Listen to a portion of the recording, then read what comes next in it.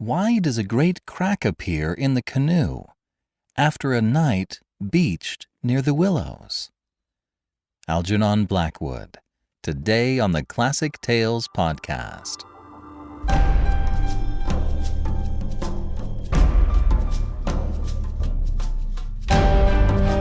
Welcome to the Classic Tales podcast. Thank you for listening. Thank you to all of our financial supporters. We couldn't do this without you. We really try to make your support worth your while. Seriously, for a $5 monthly donation, you get a monthly coupon code for $8 off any audiobook download. Give more and you get more. It kind of cracks open the website for you, so you can easily build out your classic audiobook library, and you help to give more folks like you the chance to discover the classics in a curated and easily accessible format. Go to classictalesaudiobooks.com today and become a financial supporter. You'll be glad you did. Thank you so much. We're pleased to announce that the audiobook of The Hollow Needle and the complete audiobook, The Confessions of Arsène Lupin, are now available at the website. If you're wanting to hear them all in one go, now you can at classictalesaudiobooks.com. The Classic Tales app is a great little tool for listening to the podcast. You can easily follow the links in the show notes, contact me if you need me, and you can see the episode-specific artwork that I create for every title. You can also hear the occasional special feature. This app doesn't interact with the website though, just a fair warning. But if you want a quick place to jump and get your Classic Tales fix, the Classic Tales app is a great place to go. This week, Goldie and Seven are appearing in a show together. It's called A Room Full of Glass. It's a musical that was actually written and produced by some colleagues of Seven from high school. It's a full-length musical, and we were so excited that we were able to make a few set pieces for it. We finished up the pieces over the weekend. I know I've mentioned before that we're working our way through all 41 seasons of This Old House. Sometimes, Scylla and I will slip into character as we're working on sets or we go to the lumber yard. Scylla does a great Bob Vila. She's always waving or posing or saluting or posing more. And I'm Norm Abram with the Boston accent. I don't know what the folks at Home Depot think we're doing, but we're having the time of our lives. Next week, we'll be painting a fireplace to look like marble for a community theater. We'll let you know how it goes. And now for something completely different. Last week, we followed our narrator and the Swede down the Danube. They entered an area between Vienna and Pest, containing boundless willows, making their way through the innumerable islets that would appear and disappear as the flood ebbed and flowed. Our hero felt that the willows were ominous, alive, and somehow influenced by a supernatural force. Well, let's see how the story plays out. And now, The Willows, Part 2 of 2, by Algernon Blackwood.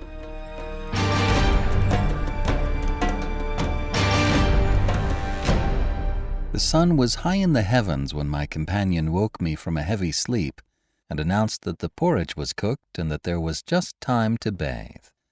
The grateful smell of frizzling bacon entered the tent door. "River still rising," he said, "and several islands out in midstream have disappeared altogether. Our own island's much smaller." "Any wood left?" I asked sleepily. "The wood and the island will finish tomorrow in a dead heat," he laughed. "But there's enough to last us till then." I plunged in from the point of the island, which had indeed altered a lot in size and shape during the night, and was swept down in a moment to the landing place opposite the tent. The water was icy, and the banks flew by like the country from an express train. Bathing under such conditions was an exhilarating operation, and the terror of the night seemed cleansed out of me by a process of evaporation in the brain. The sun was blazing hot. Not a cloud showed itself anywhere. The wind, however, had not abated one little jot. Quite suddenly, then, the implied meaning of the Swede's words flashed across me. showing that he no longer wished to leave post-haste and had changed his mind. Enough to last till tomorrow. He assumed we should stay on the island another night. It struck me as odd. The night before he was so positive the other way. How had the change come about? Great crumblings of the banks occurred at breakfast, with heavy splashings and clouds of spray, which the wind brought into our frying pan, and my fellow traveler talked incessantly about the difficulty the Vienna and Pest steamers must have to find the channel in flood. But the state of his mind interested and impressed me far more than the state of the river or the difficulties of the steamers. He had changed somehow since the evening before. His manner was different, a trifle excited, a trifle shy, with a sort of suspicion about his voice and gestures. I hardly know how to describe it now in cold blood, but at the time I remember being quite certain of one thing, that he had become frightened. He ate very little breakfast, and for once omitted to smoke his pipe. He had the map spread open beside him and kept studying its markings. "We'd better get off sharp in an hour," I said presently, feeling for an opening that must bring him indirectly to a partial confession at any rate, and his answer puzzled me uncomfortably. "Rather, if they'll let us." "Who will let us? The elements?"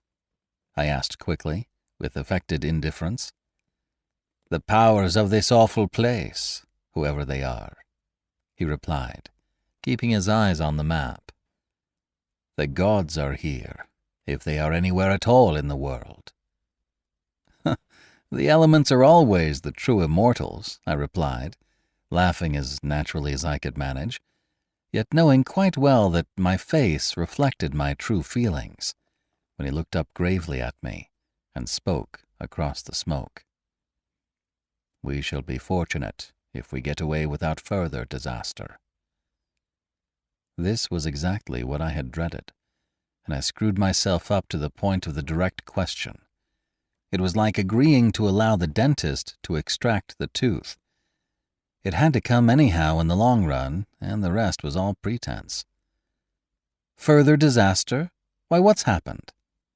"For one thing, the steering paddle's gone," he said quietly. "The steering paddle gone?"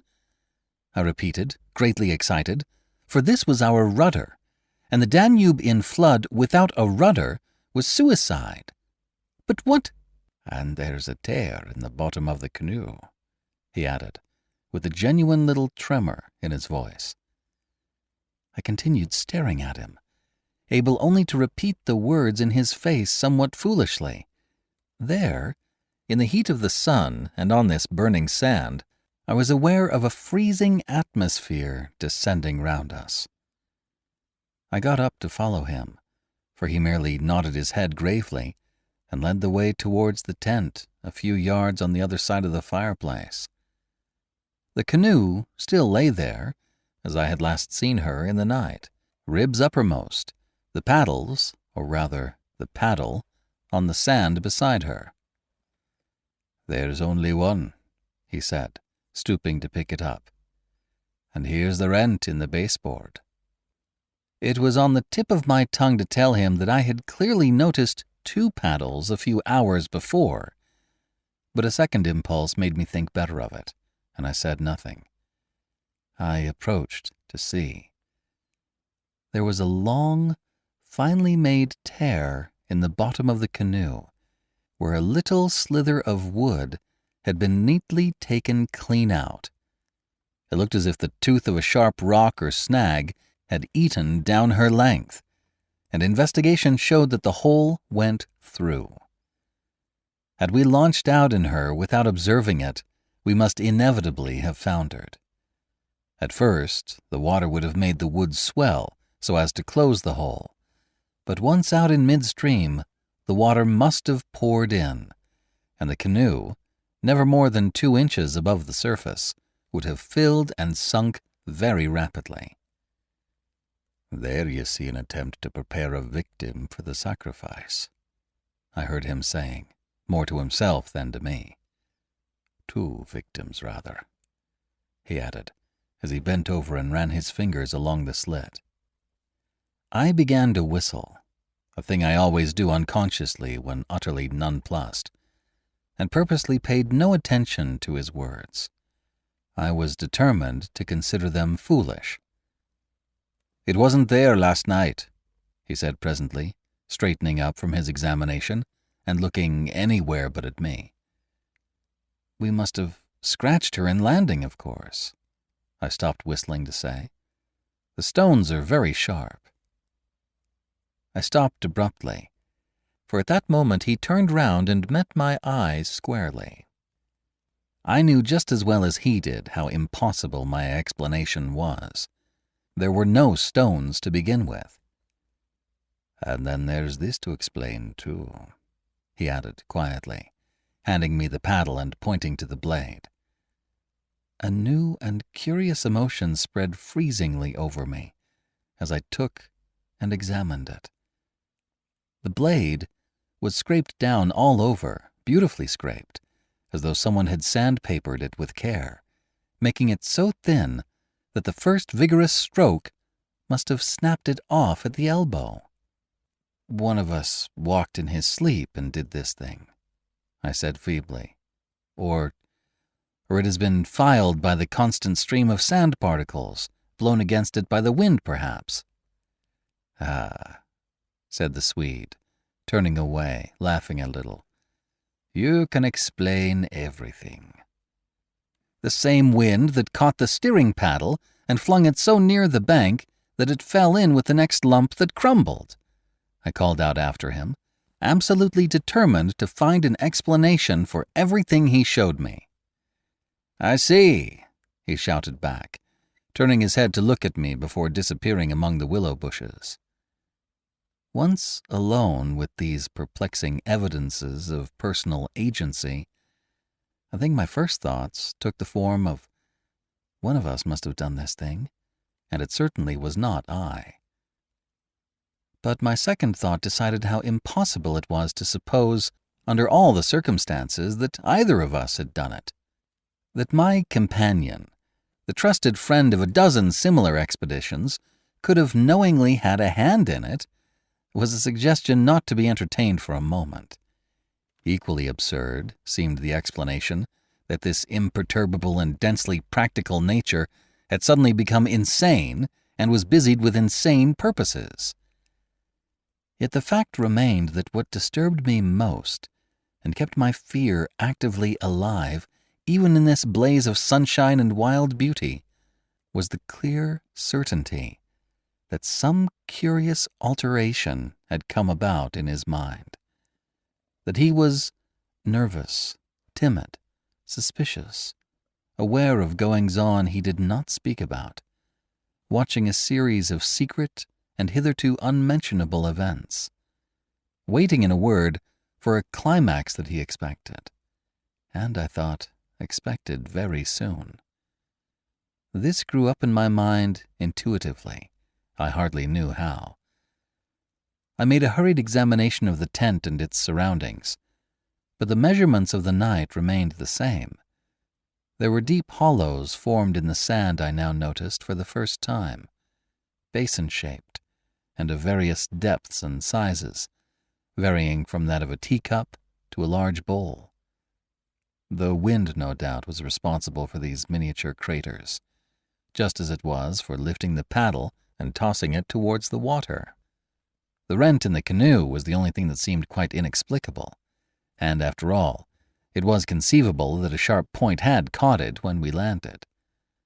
The examination I made of the shore did not assist this theory, but all the same I clung to it with that diminishing portion of my intelligence which I called my reason. An explanation of some kind was an absolute necessity, just as some working explanation of the universe is necessary, however absurd, to the happiness of every individual who seeks to do his duty in the world and face the problems of life. The simile seemed to me at the time an exact parallel. I at once set the pitch melting, and presently the Swede joined me at the work. Though under the best conditions in the world, the canoe could not be safe for traveling till the following day. I drew his attention casually to the hollows in the sand. "Yes," he said, "I know. They're all over the island. But you can explain them, no doubt." "Wind, of course," I answered without hesitation. "Have you never watched those little whirlwinds in the street that twist and twirl everything into a circle? This sand's loose enough to yield, that's all." He made no reply, and we worked on in silence for a bit. I watched him surreptitiously all the time, and I had an idea he was watching me. He seemed, too, to be always listening attentively to something I could not hear, or perhaps for something that he expected to hear, for he kept turning about and staring into the bushes, and up into the sky, and out across the water, where it was visible through the openings among the willows. Sometimes he even put his hand to his ear, and held it there for several minutes. He said nothing to me, however, about it, and I asked no questions.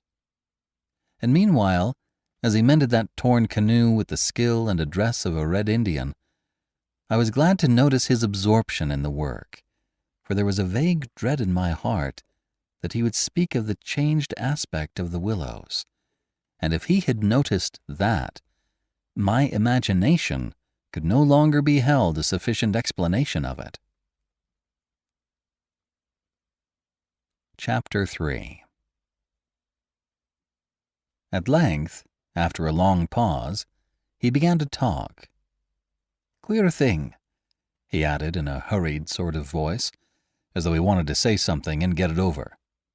"Queer thing, I mean, about that otter last night." I had expected something so totally different that he caught me with surprise, and I looked up sharply. "Shows how lonely this place is. Otters are awfully shy things." "I don't mean that, of course," he interrupted.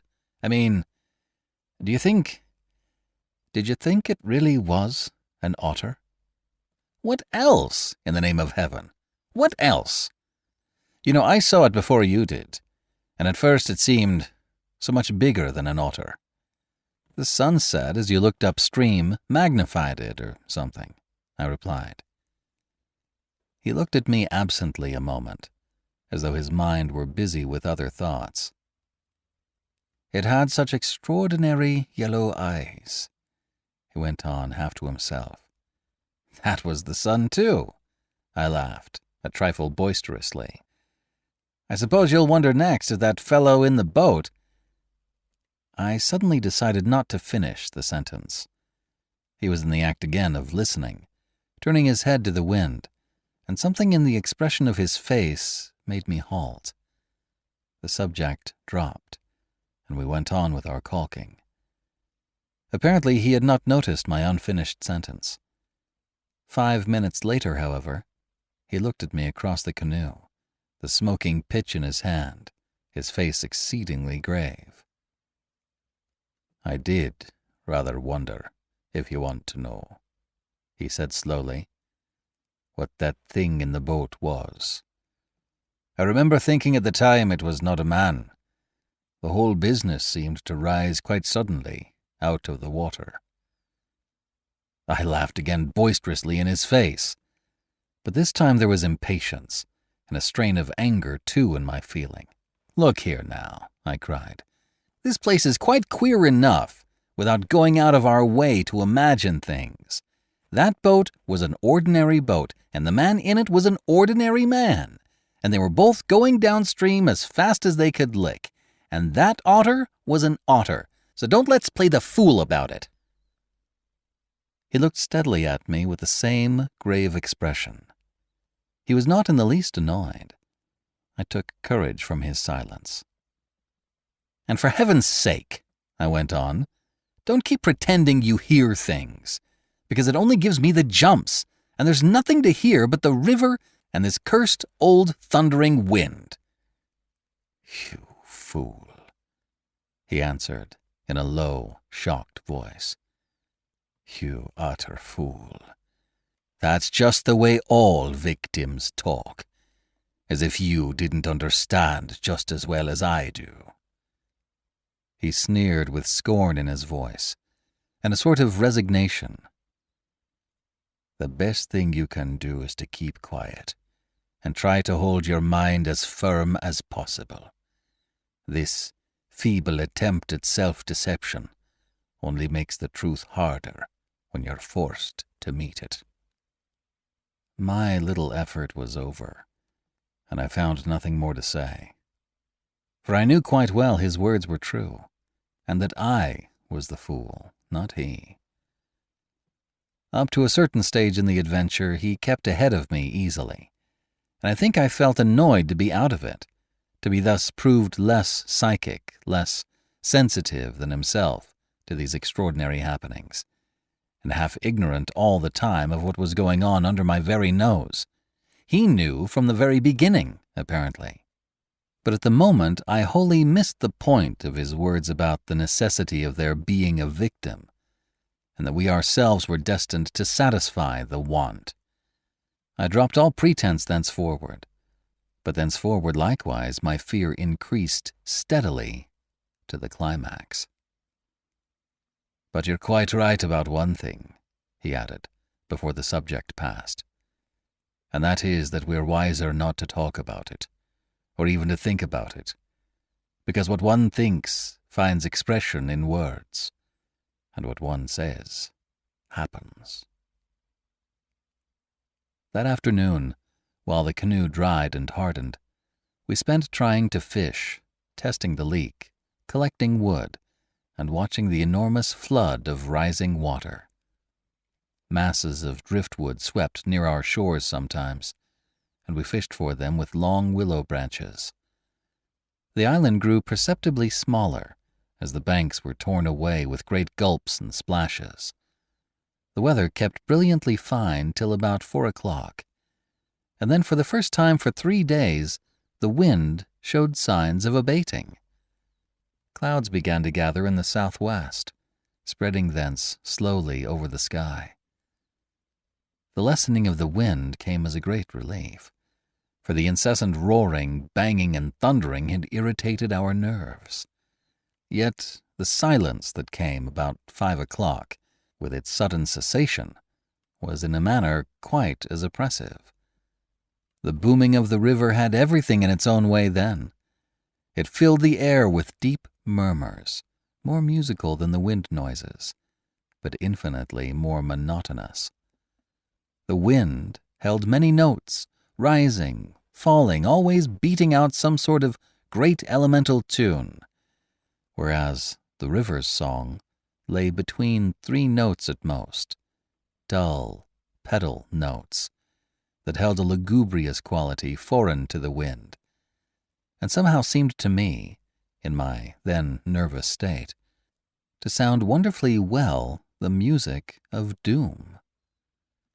It was extraordinary, too, how the withdrawal suddenly of bright sunlight took everything out of the landscape that made for cheerfulness. And since this particular landscape had already managed to convey the suggestion of something sinister, the change, of course, was all the more unwelcome and noticeable. For me, I know, the darkening outlook became distinctly more alarming, and I found myself more than once calculating how soon after sunset the full moon would get up in the east, and whether the gathering clouds would greatly interfere with her lighting of the little island.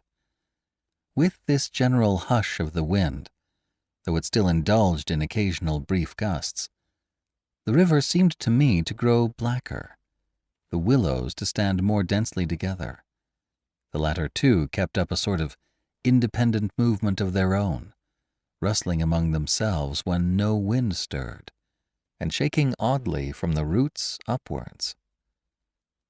When common objects in this way become charged with the suggestion of horror, they stimulate the imagination far more than things of unusual appearance.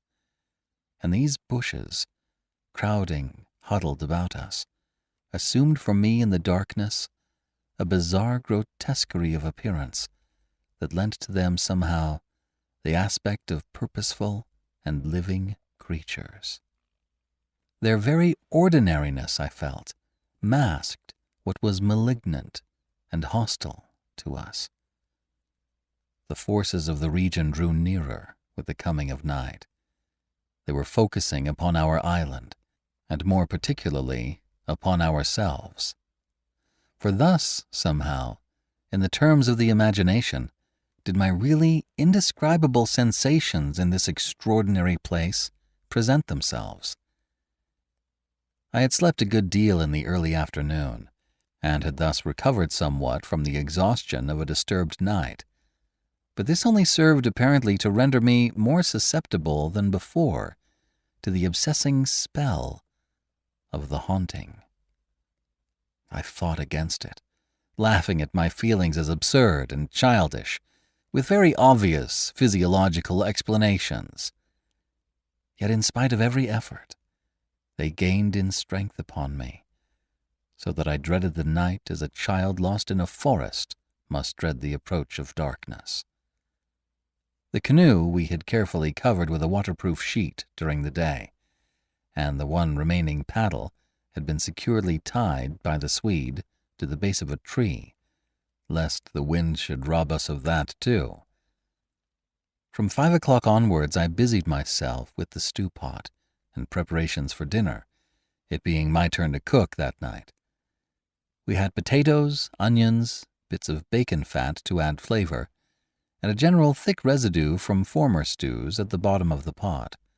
With black bread broken up into it, the result was most excellent, and it was followed by a stew of plums with sugar and a brew of strong tea with dried milk. A good pile of wood lay close at hand, and the absence of wind made my duties easy. My companion sat lazily watching me, dividing his attentions between cleaning his pipe and giving useless advice, an admitted privilege of the off-duty man. He had been very quiet all the afternoon, engaged in recalking the canoe, strengthening the tent ropes, and fishing for driftwood while I slept. No more talk about undesirable things had passed between us, and I think his only remarks had to do with the gradual destruction of the island, which he declared was not fully a third smaller than when we first landed. The pot had just begun to bubble when I heard his voice calling to me from the bank, where he had wandered away without my noticing. I ran up. "Come and listen," he said, "and see what you make of it." He held his hand cup-wise to his ear, as so often before.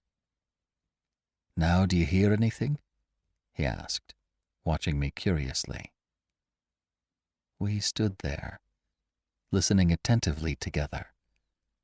At first I heard only the deep note of the water and the hissings rising from its turbulent surface. The willows for once were motionless and silent. Then a sound began to reach my ears faintly. A peculiar sound, something like the humming of a distant gong. It seemed to come across to us in the darkness from the waste of swamps and willows opposite. It was repeated at regular intervals, but it was certainly neither the sound of a bell nor the hooting of a distant steamer. I can liken it to nothing so much as to the sound of an immense gong, suspended far up in the sky, repeating incessantly its muffled, metallic note, soft and musical, as it was repeatedly struck. My heart quickened as I listened. "I've heard it all day," said my companion. "While you slept this afternoon, it came all round the island. I hunted it down but could never get near enough to see, to localize it correctly. Sometimes it was overhead and sometimes it seemed under the water. Once or twice, too, I could have sworn it was not outside at all, but within myself, you know, the way a sound in the fourth dimension is supposed to come." I was too much puzzled to pay much attention to his words. I listened carefully, striving to associate it with any known familiar sound I could think of, but without success. It changed in the direction, too, coming nearer and then sinking utterly away into remote distance. I cannot say that it was ominous in quality, because to me it seemed distinctly musical. Yet I must admit, it set going a distressing feeling that made me wish I had never heard it. "The wind blowing in those sand funnels," I said, determined to find an explanation. "Or the bushes rubbing together after the storm, perhaps." "It comes off the whole swamp," my friend answered. "It comes from everywhere at once." He ignored my explanations. "It comes from the willow bushes somehow." "But now the wind has dropped," I objected.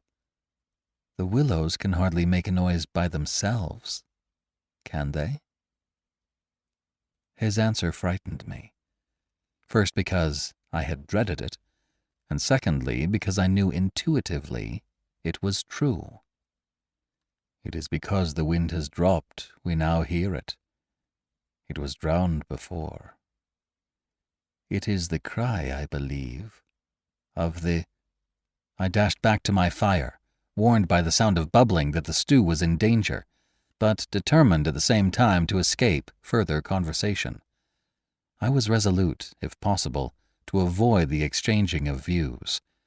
I dreaded, too, that he would begin about the gods or the elemental forces or something else disquieting, and I wanted to keep myself well in hand for what might happen later. There was another night to be faced before we escaped from this distressing place, and there was no knowing yet what it might bring forth. "Come and cut up bread for the pot," I called to him, vigorously stirring the appetizing mixture. That stew pot held sanity for us both, and the thought made me laugh. He came over slowly and took the provision sack from the tree, fumbling in its mysterious depths, and then emptying the entire contents upon the ground sheet at his feet. "Hurry up," I cried. "It's boiling." The Swede burst out into a roar of laughter that startled me. It was forced laughter, not artificial exactly, but mirthless. "There's nothing here," he shouted, holding his sides. "Bread, I mean." "It's gone. There is no bread. They've taken it." I dropped the long spoon and ran up. Everything the sack had contained lay upon the ground sheet, but there was no loaf. The whole dead weight of my growing fear fell upon me and shook me. Then I burst out laughing too. It was the only thing to do, and the sound of my laughter also made me understand his. The strain of psychical pressure caused it, this explosion of unnatural laughter in both of us.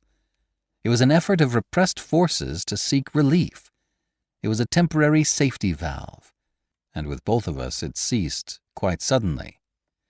"How criminally stupid of me," I cried, still determined to be consistent and find an explanation. "I clean forgot to buy a loaf at Pressburg. That chattering woman put everything out of my head, and I must have left it lying on the counter, or—" "The oatmeal, too, is much less than it was this morning," the Swede interrupted. Why in the world need he draw attention to it? I thought angrily. "There's enough for tomorrow," I said, stirring vigorously. "And we can get lots more at Comorn or Gran. In 24 hours we shall be miles from here." "I hope so, to God," he muttered, putting the things back into the sack. "Unless we are claimed first as victims for the sacrifice," he added with a foolish laugh. He dragged the sack into the tent, for safety's sake, I suppose, and I heard him mumbling to himself, but so indistinctly that it seemed quite natural for me to ignore his words. Our meal was beyond question a gloomy one, and we ate it almost in silence, avoiding one another's eyes, and keeping the fire bright. Then we washed up and prepared for the night, and once smoking, our minds unoccupied with any definite duties, the apprehension I had felt all day long became more and more acute.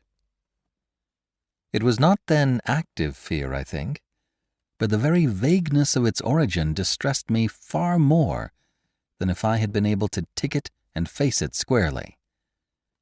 The curious sound I have likened to the note of a gong became now almost incessant, and filled the stillness of the night with a faint, continuous ringing, rather than a series of distinct notes. At one time it was behind, and at another time in front of us. Sometimes I fancied it came from the bushes on our left, and then again from the clumps on our right. More often it hovered directly overhead, like the whirring of wings. It was really everywhere at once, behind, in front, at our sides, and over our heads, completely surrounding us. The sound really defies description, but nothing within my knowledge is like that ceaseless, muffled humming rising off the deserted world of swamps and willows. We sat, smoking, in comparative silence, the strain growing every minute greater. The worst feature of the situation seemed to me that we did not know what to expect, and could therefore make no sort of preparation by way of defense. We could anticipate nothing. My explanations made in the sunshine, moreover, now came to haunt me with their foolish and wholly unsatisfactory nature, and it was more and more clear to us that some kind of plain talk with my companion was inevitable, whether I liked it or not. After all, we had to spend the night together, and to sleep in the same tent side by side. I saw that I could not get along much longer without the support of his mind, and for that, of course, plain talk was imperative. As long as possible, however, I postponed this little climax, and tried to ignore or laugh at the occasional sentences he flung into the emptiness. Some of these sentences, moreover, were confoundedly disquieting to me, coming as they did to corroborate much that I felt myself. Corroboration, too, which made it so much more convincing from a totally different point of view. He composed such curious sentences and hurled them at me in such an inconsequential sort of way, as though his main line of thought was secret to himself, and these fragments were mere bits he found it impossible to digest. He got rid of them by uttering them. Speech relieved him. It was like being sick. There are things about us, I'm sure, that make for disorder, disintegration, destruction, our destruction, he said once, while the fire blazed between us. We've strayed out of a safe line somewhere. At another time, when the gong sounds had come nearer, ringing much louder than before, and directly over our heads, he said as though talking to himself, I don't think a gramophone would show any record of that. The sound doesn't come to me by the ears at all. The vibrations reach me in another manner altogether, and seem to be within me, which is precisely how a fourth-dimensional sound might be supposed to make itself heard. I purposely made no reply to this, but I sat up a little closer to the fire and peered about me into the darkness. The clouds were massed all over the sky, and no trace of moonlight came through. Very still, too, everything was, so that the river and the frogs had things all their own way. It has that about it, he went on, which is utterly out of common experience. It is unknown. Only one thing describes it really. It is a non-human sound. I mean a sound outside humanity. Having rid himself of this indigestible morsel, he lay quiet for a time, but he had so admirably expressed my own feeling that it was a relief to have the thought out, and to have confined it by the limitation of words from dangerous wandering to and fro in the mind. The solitude of that Danube camping place, can I ever forget it? The feeling of being utterly alone on an empty planet. My thoughts ran incessantly upon cities and the haunts of men. I would have given my soul, as the saying is, for the feel of those Bavarian villages we had passed through by the score, for the normal, human commonplaces, peasants drinking beer, tables beneath the trees, hot sunshine, and a ruined castle on the rocks behind the red-roofed church. Even the tourists would have been welcome. Yet what I felt of dread was no ordinary ghostly fear. It was infinitely greater, stranger, and seemed to arise from some dim ancestral sense of terror more profoundly disturbing than anything I had known or dreamed of. We had strayed, as the Swede put it, into some region or some set of conditions where the risks were great, yet unintelligible to us, where the frontiers of some unknown world lay close about us. It was a spot held by the dwellers in some outer space, a sort of peephole whence they could spy upon the earth, themselves unseen, a point where the veil between had worn a little thin. As the final result of too long a sojourn here, we should be carried over the border and deprived of what we called our lives, yet by mental, not physical, processes. In that sense, as he said, we should be the victims of our adventure, a sacrifice. It took us in different fashion, each according to the measure of his sensitiveness and powers of resistance. I translated it vaguely into a personification of the mightily disturbed elements, investing them with the horror of a deliberate and malefic purpose, resentful of our audacious intrusion into their breeding place, whereas my friend threw it into the unoriginal form at first of a trespass on some ancient shrine, some place where the old gods still held sway, where the emotional forces of former worshippers still clung, and the ancestral portion of him yielded to the old pagan spell. At any rate, here was a place unpolluted by men, kept clean by the winds from coarsening human influences, a place where spiritual agencies were within reach and aggressive. Never, before or since, have I been so attacked by indescribable suggestions of a beyond region, of another scheme of life, another revolution not parallel to the human, and in the end, our minds would succumb under the weight of the awful spell, and we should be drawn across the frontier into their world.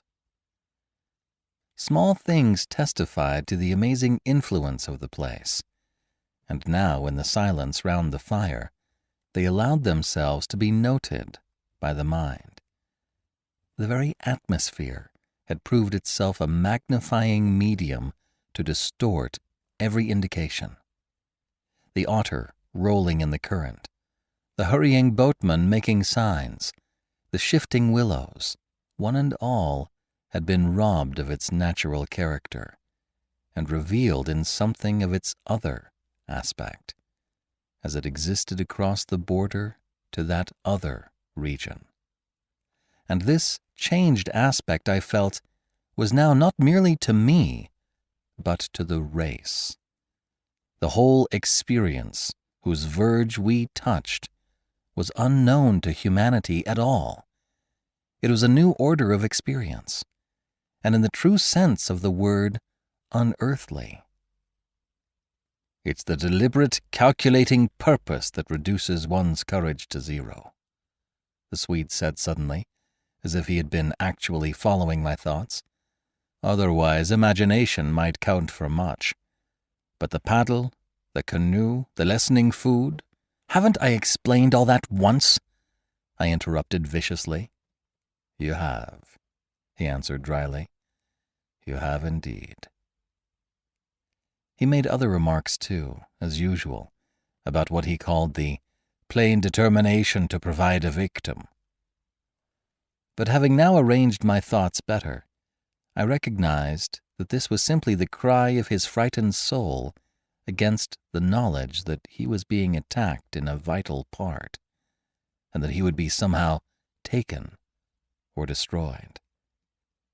The situation called for a courage and calmness of reasoning that neither of us could compass, and I have never before been so clearly conscious of two persons in me, the one that explained everything, and the other that laughed at such foolish explanations, yet was horribly afraid. Meanwhile, in the pitchy night the fire died down, and the woodpile grew small. Neither of us moved to replenish the stock, and the darkness consequently came up very close to our faces. A few feet beyond the circle of firelight it was inky black. Occasionally a stray puff of wind set the willows shivering about us, but apart from this not very welcome sound, a deep and depressing silence reigned, broken only by the gurgling of the river and the humming in the air overhead. We both missed, I think, the shouting company of the winds. At length, at a moment when a stray puff prolonged itself as though the wind were about to rise again, I reached the point for me of saturation, the point where it was absolutely necessary to find relief in plain speech, or else to betray myself by some hysterical extravagance that must have been far worse in its effect upon both of us. I kicked the fire into a blaze and turned to my companion abruptly. He looked up with a start. "I can't disguise it any longer," I said. "I don't like this place, and the darkness, and the noises, and the awful feelings I get. There's something here that beats me utterly. I'm in a blue funk, and that's the plain truth. If the other shore was different, I swear I'd be inclined to swim for it." The Swede's face turned very white beneath the deep tan of sun and wind. He stared straight at me and answered quietly, but his voice betrayed his huge excitement by its unnatural calmness. For the moment, at any rate, he was the strong man of the two. He was more phlegmatic, for one thing.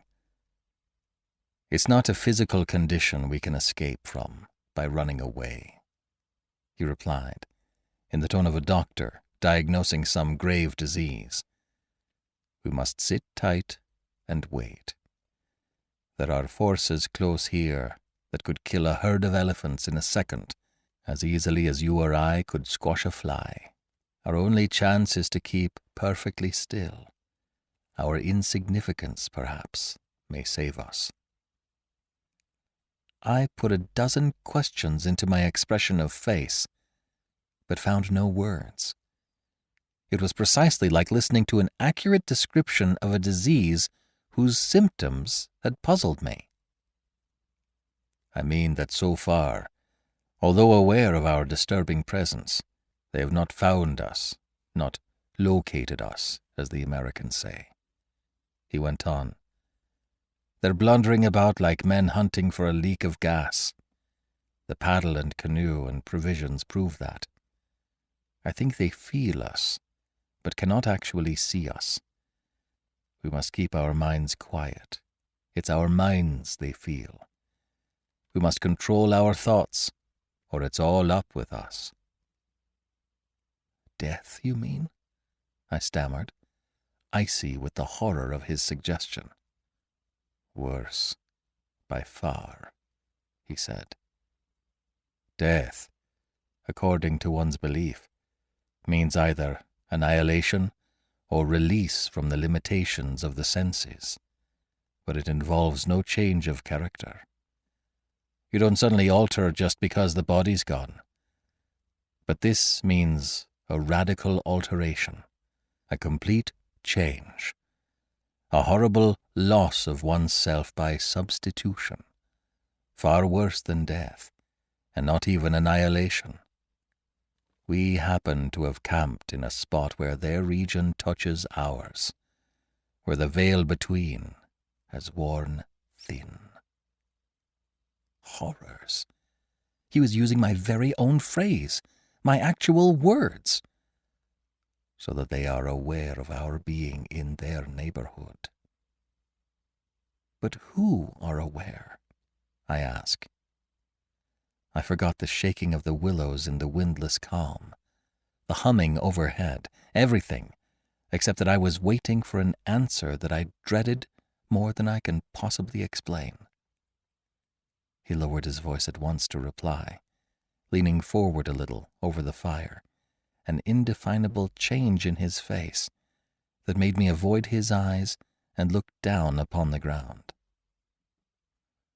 "All my life," he said, "I have been strangely, vividly conscious of another region, not far removed from our own world in one sense, yet wholly different in kind, where great things go on unceasingly, where immense and terrible personalities hurry by, intent on vast purposes compared to which earthly affairs, the rise and fall of nations, the destinies of empires, the fate of armies and continents are all as dust in the balance.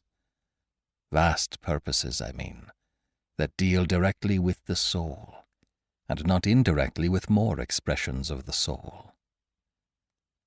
I suggest just now," I began, seeking to stop him, feeling as though I was face to face with a madman, but he instantly overbore me with his torrent that had to come. "You think," he said, "it is the spirit of the elements, and I thought perhaps it was the old gods, but I tell you now it is neither. These would be comprehensible entities, for they have relations with men, depending upon them for worship or sacrifice, whereas these beings who are now about us have absolutely nothing to do with mankind, and it is mere chance that their space happens just at this spot to touch our own."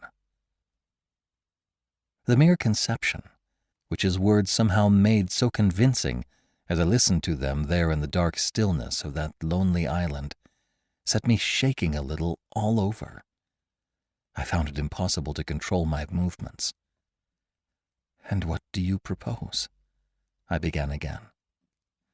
"A sacrifice, a victim, might save us by distracting them until we could get away," he went on, "just as the wolves stop to devour the dogs and give the sleigh another start. But I see no chance of any other victim now." I stared blankly at him. The gleam in his eye was dreadful.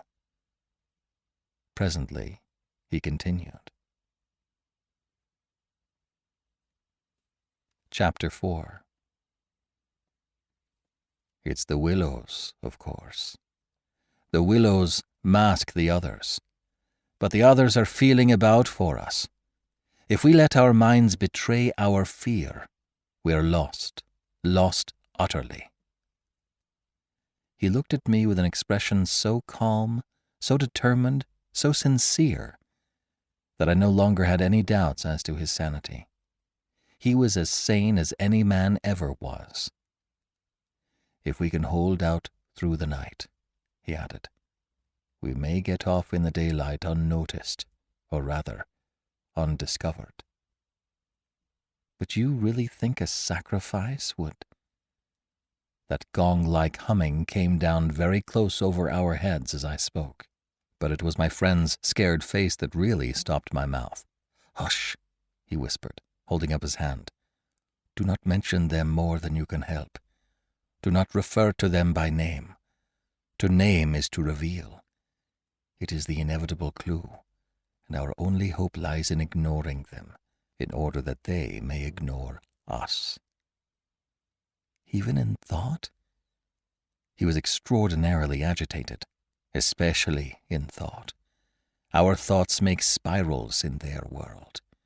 We must keep them out of our minds at all costs if possible.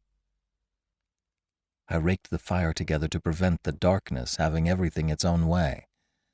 I never longed for the sun as I longed for it then, in the awful blackness of that summer night. "Were you awake all last night?" he went on suddenly.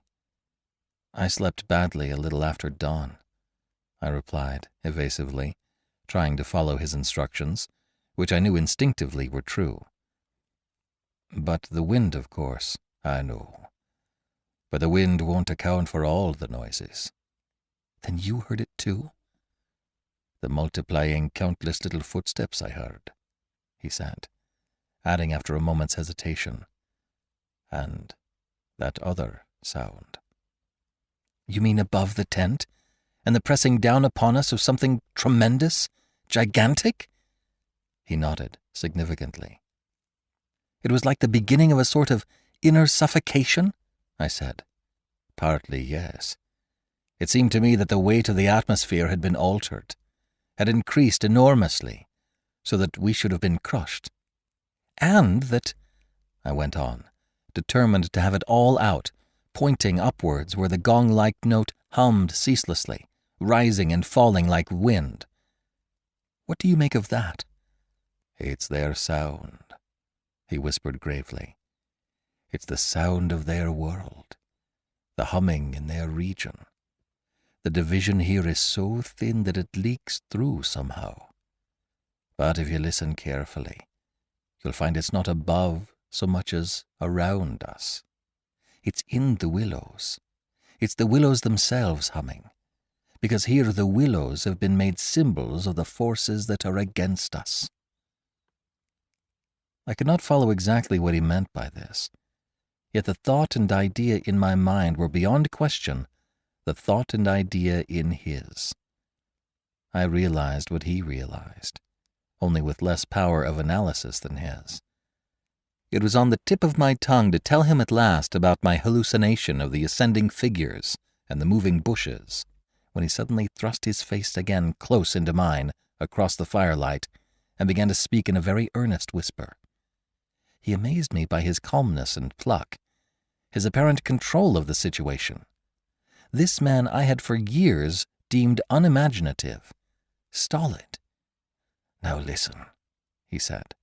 "The only thing for us to do is to go on as though nothing had happened. Follow our usual habits, go to bed and so forth. Pretend we feel nothing and notice nothing. It is a question wholly of the mind, and the less we think about them, the better our chance of escape.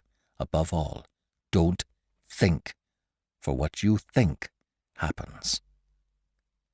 "All right," I managed to reply, simply breathless with his words and the strangeness of it all. "All right, I'll try. But tell me one more thing first. Tell me what you make of those hollows in the ground all about us, those sand funnels." "No!" he cried, forgetting to whisper in his excitement. "I dare not.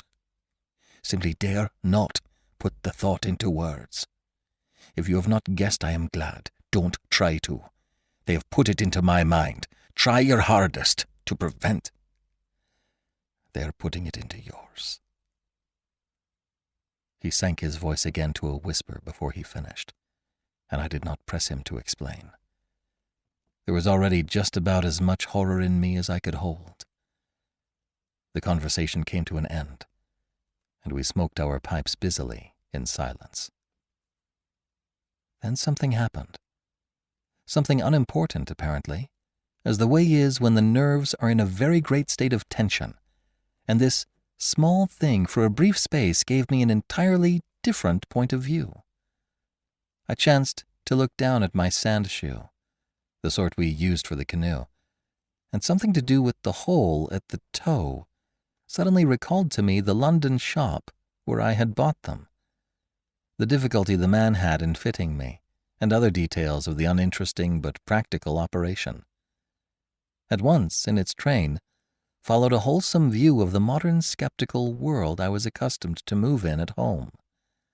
I thought of roast beef and ale, motor cars, policemen, brass bands, and a dozen other things that proclaimed the soul of ordinariness or utility. The effect was immediate and astonishing even to myself. Psychologically, I suppose, it was simply a sudden and violent reaction after the strain of living in an atmosphere of things that, to the normal consciousness, must seem impossible and incredible. But whatever the cause, it momentarily lifted the spell from my heart and left for me the short space of a minute feeling free and utterly unafraid. I looked up at my friend opposite. "You damned old pagan," I cried, laughing aloud in his face. "You imaginative idiot! You superstitious idolater! You—" I stopped in the middle, seized anew by the old horror. I tried to smother the sound of my voice as something sacrilegious. The Swede, of course, heard it too, the strange cry overhead in the darkness, and that sudden drop in the air, as though something had come nearer. He had turned ashen white under the tan. He stood bolt upright in front of the fire, stiff as a rod, staring at me. "After that," he said in a sort of helpless, frantic way, "we must go. We can't stay now. We must strike camp this very instant and go on, down the river." He was talking, I saw, quite wildly, his words dictated by abject terror, the terror he had resisted so long, but which had caught him at last. "In the dark?" I exclaimed, shaking with fear after my hysterical outburst, but still realizing our position better than he did. "Sheer madness! The river's in flood, and we've only got a single paddle. Besides, we only go deeper into their country. There's nothing ahead for 50 miles but willows, willows, willows." He sat down again in a state of semi-collapse. The positions, by one of those kaleidoscopic changes nature loves, were suddenly reversed, and the control of our forces passed over into my hands. His mind at last had reached the point where it was beginning to weaken. "What on earth possessed you to do such a thing?" he whispered, with the awe of genuine terror in his voice and face. I crossed round to his side of the fire. I took both his hands in mine, kneeling down beside him and looking straight into his frightened eyes. "We'll make one more blaze," I said firmly, "and then turn in for the night. At sunrise, we'll be off full speed for Comorn. Now pull yourself together a bit and remember your own advice about not thinking fear." He said no more, and I saw that he would agree and obey. In some measure, too, it was a sort of relief to get up and make an excursion into the darkness for more wood. We kept close together, almost touching, groping among the bushes and along the bank. The humming overhead never ceased, but seemed to me to grow louder as we increased our distance from the fire. It was shivery work. We were grubbing away in the middle of a thickish clump of willows where some driftwood from a former flood had caught high among the branches, when my body was seized in a grip that made me half drop upon the sand. It was the Swede. He had fallen against me and was clutching me for support. I heard his breath coming and going in short gasps.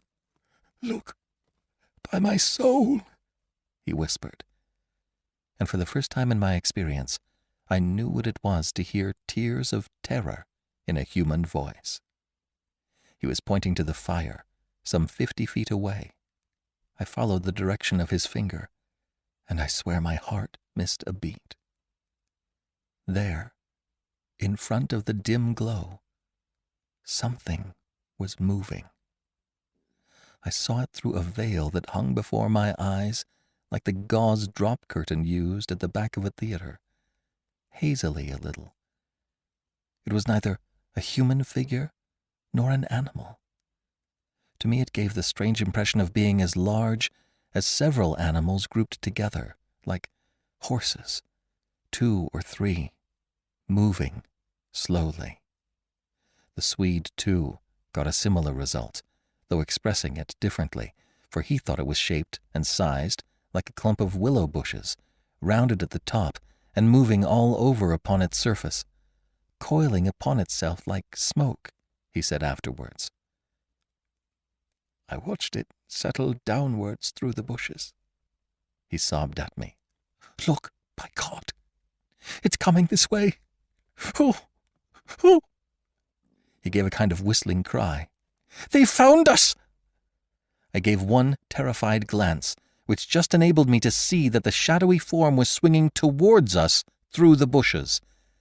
And then I collapsed backwards with a crash into the branches. These failed, of course, to support my weight, so that, with the Swede on top of me, we fell in a struggling heap upon the sand. I really hardly knew what was happening.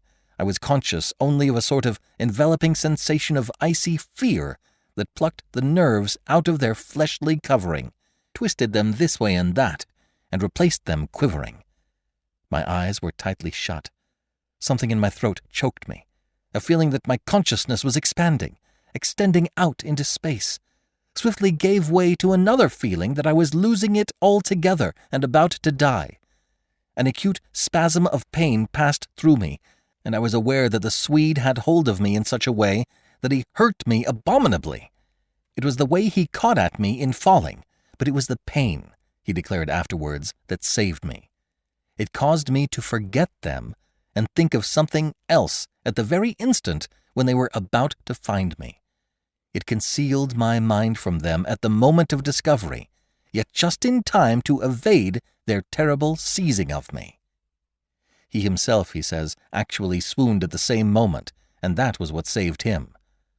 I only know that at a later date, how long or short is impossible to say, I found myself scrambling up out of the slippery network of willow branches and saw my companion standing in front of me, holding out a hand to assist me. I stared at him in a dazed way, rubbing the arm he had twisted for me. Nothing came to me to say somehow. I lost consciousness for a moment or two, I heard him say. That's what saved me. It made me stop thinking about them. You nearly broke my arm in two, I said, uttering my only connected thought at the moment. A numbness came over me. That's what saved you, he replied. Between us, we've managed to set them off on a false tack somewhere. The humming has ceased. It's gone. For the moment, at any rate. A wave of hysterical laughter seized me again, and this time spread to my friend, too. Great, healing gusts of shaking laughter that brought a tremendous sense of relief in their train. We made our way back to the fire and put the wood on so that it blazed at once. Then we saw that the tent had fallen over and lay in a tangled heap upon the ground. We picked it up, and during the process tripped more than once and caught our feet in sand. It's those sand funnels, exclaimed the Swede, when the tent was up again, and the firelight lit up the ground for several yards about us. And look at the size of them! All round the tent and about the fireplace where we had seen the moving shadows, there were deep, funnel-shaped hollows in the sand, exactly similar to the ones we had already found over the island, only far bigger and deeper, beautifully formed, and wide enough in some instances to admit the whole of my foot and leg. Neither of us said a word. We both knew that sleep was the safest thing we could do, and to bed we went, accordingly, without further delay, having first thrown sand on the fire and taken the provision sack and the paddle inside the tent with us. The canoe, too, we propped in such a way at the end of the tent that our feet touched it, and the least motion would disturb and wake us. In case of emergency, too, we again went to bed in our clothes, ready for a sudden start. It was my firm intention to lie awake all night and watch, but the exhaustion of nerves and body decreed otherwise, and sleep after a while came over me with a welcome blanket of oblivion. The fact that my companion also slept quickened its approach. At first he fidgeted and constantly sat up, asking me if I heard this or heard that. He tossed about on his cork mattress and said the tent was moving and the river had risen over the point of the island, but each time I went out to look I returned with the report that all was well. And finally he grew calmer and lay still. Then at length his breathing became regular, and I heard unmistakable sounds of snoring. The first and only time in my life when snoring has been a welcome and calming influence. This, I remember, was the last thought in my mind before dozing off. A difficulty in breathing woke me, and I found the blanket over my face, but something else besides the blanket was pressing upon me, and my first thought was that my companion had rolled off his mattress onto my own in his sleep. I called to him and sat up, and at the same moment it came to me that the tent was surrounded. That sound of multitudinous, soft pattering was again audible outside, filling the night with horror. I called again to him, louder than before. He did not answer, but I missed the sound of his snoring, and also noticed that the flap of the tent was down. This was the unpardonable sin. I crawled out in the darkness to hook it back securely, and it was then, for the first time, I realized positively that the Swede was not here. He had gone. I dashed out in a mad run, seized by a dreadful agitation, and the moment I was out, I plunged into a sort of torrent of humming that surrounded me completely and came out of every quarter of the heavens at once. It was that same familiar humming gone mad. A swarm of great invisible bees might have been about me in the air. The sound seemed to thicken the very atmosphere, and I felt that my lungs worked with difficulty. But my friend was in danger, and I could not hesitate. The dawn was just about to break, and a faint whitish light spread upwards over the clouds from a thin strip of clear horizon. No wind stirred. I could just make out the bushes and river beyond, and the pale sandy patches. In my excitement, I ran frantically to and fro about the island, calling him by name, shouting at the top of my voice the first words that came into my head. But the willows smothered my voice, and the humming muffled it, so that the sound only traveled a few feet round me.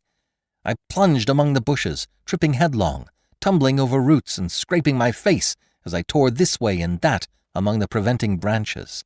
Then, quite unexpectedly, I came out upon the island's point and saw a dark figure outlined between the water and the sky. It was the Swede, and already he had 1 foot in the river. A moment more, and he would have taken the plunge. I threw myself upon him, flinging my arms about his waist and dragging him shorewards with all my strength. Of course he struggled furiously, making a noise all the time, just like that cursed humming, and using the most outlandish phrases in his anger about going inside to them, and taking the way of the water and the wind, and God only knows what more besides, that I tried in vain to recall afterwards, but which turned me sick with horror and amazement as I listened. But in the end, I managed to get him into the comparative safety of the tent, and flung him breathless and cursing upon the mattress, where I held him until the fit had passed. I think the suddenness with which it all went, and he grew calm, coinciding as it did with the equally abrupt cessation of the humming and pattering outside, I think this was almost the strangest part of the whole business, perhaps. For he had just opened his eyes and turned his tired face up to me, so that the dawn threw a pale light upon it through the doorway, and said, for all the world just like a frightened child, "My life, old man. It's my life I owe you. But it's all over now anyhow. They've found a victim in our place." Then he dropped back upon his blankets and went to sleep, literally under my eyes. He simply collapsed and began to snore again as healthily as though nothing had happened, and he had never tried to offer his own life as a sacrifice by drowning. And when the sunlight woke him 3 hours later, hours of ceaseless vigil for me, it became so clear to me that he remembered absolutely nothing of what he had attempted to do, that I deemed it wise to hold my peace and ask no dangerous questions. He woke naturally and easily, as I have said, when the sun was already high in a windless hot sky, and he at once got up and set about the preparation of the fire for breakfast. I followed him anxiously at bathing, but he did not attempt to plunge in, merely dipping his head and making some remark about the extra coldness of the water. "River's falling at last," he said, "and I'm glad of it." "The humming has stopped too," I said. He looked up at me quietly with his normal expression. Evidently he remembered everything except his own attempt at suicide. "Everything has stopped," he said, "because—" He hesitated, but I knew some reference to that remark he had made just before he fainted was in his mind, and I was determined to know it. "Because they've found another victim?" I said, forcing a little laugh. "Exactly," he answered. "Exactly. I feel as positive of it as though I feel quite safe again, I mean," he finished. He began to look curiously about him. The sunlight lay in hot patches on the sand. There was no wind. The willows were motionless. He slowly rose to his feet. "Come," he said. "I think if we look we shall find it." He started off on a run, and I followed him. He kept to the banks, poking with a stick among the sandy bays and caves and little backwaters, myself always close on his heels. "Ah!" he exclaimed presently. "Ah!" The tone of his voice somehow brought back to me a vivid sense of the horror of the last 24 hours, and I hurried up to join him. He was pointing with his stick at a large black object that lay half in the water and half on the sand. It appeared to be caught by some twisted willow roots, so that the river could not sweep it away. A few hours before, the spot must have been under water. "See," he said quietly, "the victim that made our escape possible."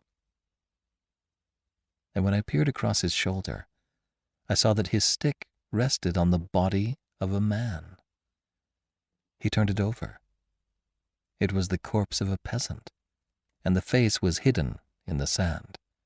Clearly the man had been drowned but a few hours before, and his body must have been swept down upon our island somewhere about the hour of the dawn, at the very time the fit had passed. "We must give it a decent burial, you know." "I suppose so," I replied. I shuddered a little in spite of myself, for there was something about the appearance of that poor drowned man that turned me cold. The Swede glanced up sharply at me, an undecipherable expression on his face, and began clambering down the bank. I followed him more leisurely. The current, I noticed, had torn away much of the clothing from the body, so that the neck and part of the chest lay bare. Halfway down the bank, my companion suddenly stopped and held up his hand in warning. But either my foot slipped, or I had gained too much momentum to bring myself quickly to a halt, for I bumped into him and sent him forward with a sort of leap to save himself. We tumbled together onto the hard sand, so that our feet splashed into the water, and before anything could be done, we had collided a little heavily against the corpse. The Swede uttered a sharp cry, and I sprang back as if I had been shot. At the moment we touched the body, there rose from its surface the loud sound of humming, the sound of several hummings, which passed with a vast commotion as of winged things in the air about us, and disappeared upward into the sky, growing fainter and fainter, till they finally ceased in the distance. It was exactly as though we had disturbed some living yet invisible creatures at work. My companion clutched me, and I think I clutched him. But before either of us had time properly to recover from the unexpected shock, we saw that a movement of the current was turning the corpse round, so that it became released from the grip of the willow roots. A moment later, it had turned completely over, the dead face uppermost, staring at the sky. It lay on the edge of the main stream. In another moment, it would be swept away. The Swede started to save it, shouting again something I did not catch about a proper burial, and then abruptly dropped upon his knees on the sand and covered his eyes with his hands. I was beside him in an instant. I saw what he had seen, for just as the body swung round to the current, the face and the exposed chest turned full toward us, and showed plainly how the skin and flesh were indented with small hollows, beautifully formed, and exactly similar in shape and kind to the sand funnels that we had found all over the island. "Their mark," I heard my companion mutter under his breath. "Their awful mark." And when I turned my eyes again from his ghastly face to the river, the current had done its work, and the body had been swept away into midstream and was already beyond our reach and almost out of sight. turning over and over on the waves like an otter.